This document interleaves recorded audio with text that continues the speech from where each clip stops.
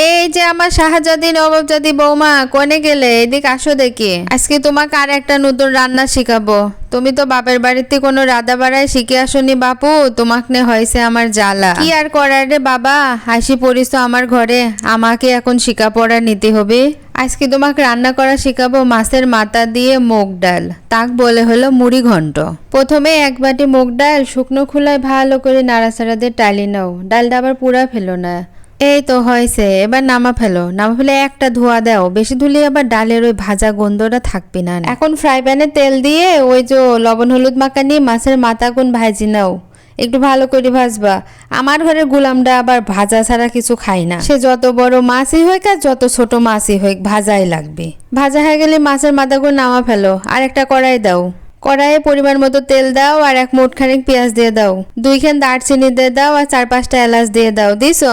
এবারে দিয়ে দাও 1 চামচ পেঁয়াজ বাটা আর 1 চামচ আদা রসুন বাটা, দিয়ে ভালো করে ঝাঁকানাকা করে ভাজি নাও। এখন গুঁড়ো মশলা দিবা, গুঁড়ো মশলা দেওয়ার আগে অল্প একটু পানি দিয়ে নাও। কয়েকটা রসুনের কোয়া দিয়ে দাও। দিয়ে দাও 1/2 চামচ হলুদের গুঁড়ো, 1 চামচ মরিচের গুঁড়ো, 1/2 চামচ ধনির গুঁড়ো আর 1/2 চামচ জিরের গুঁড়ো। এবারে দিয়ে দাও 1 চামচ মতো লবণ। সব কিছু দিয়ে ভালো করে মশলাটা কষা নাও। শোনো বাপু, মশলা যত ভালো করে কষাবা তোমার তরকারির টেস্ট তত ভালো হবে। মশলা কষানো হয়ে গেলে আগেতে ধুয়ে রাখা তোমার ওই মুগ ডালটা দিয়ে দাও।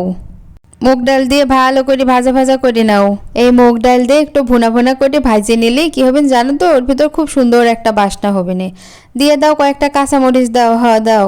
ভালো করে নাড়ি চাড়ি ওর পর এবার দিয়ে দাও ওই যে ভাজি রাখা মাছের মাথাগুলো দিয়ে আর একটু খানিক ভালো করে ভাজা করে নাও। এখনকার মানসি কি পুরানি চেষ্টা পুরানি খাবার দাবার খায়, এসব দেশীয় রান্নার মর্ম তারা কি বোঝে? এবারে দিয়ে দাও অল্প একটুখানি পানি, বুঝছো? পানিটা দিয়ে অল্প একটুখানি করে কষা নাও।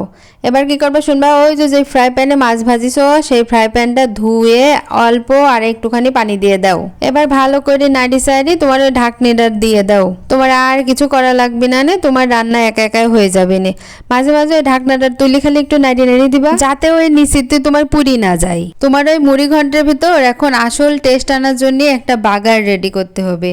নাও একটা কড়াই নাও, কড়াই দিয়ে দাও তেল, তার ভিতর দিয়ে দাও মুঠখানিক পেঁয়াজ, দিয়ে দাও 2 তেজপাতা, 2 শুকনো মরিচ আর 1/2 চামচ মতো জিরি দিয়ে ভালো করে ভাজা করে নাও দেখে।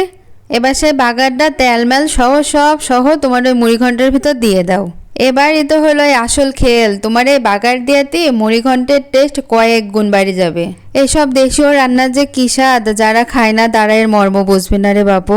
ও বৌমা কোন গেলে, দাও চারটি ভাত দাও, খেয়ে দেখি তোমার মুড়ি ঘন্টের কি স্বাদ হলো। খাবো কি রে বাপু, তোমার মুড়ি ঘন্টের বাসনাতেই তো আমার পেট অর্ধেক ভরি গেছে। এইসব রান্না আমার শাশুড়ি করে দিলি আমার শাশুড়ি পেট ভরি তৃপ্তি নিয়ে ভাত খেত। তোমার রান্নার আজকে খুব স্বাদ হয়েছে বৌমা, তুমি এখন তো আম্মা করেই রান্না করবা। আজকে রান্না খুবই ভালো হয়েছে বৌমা।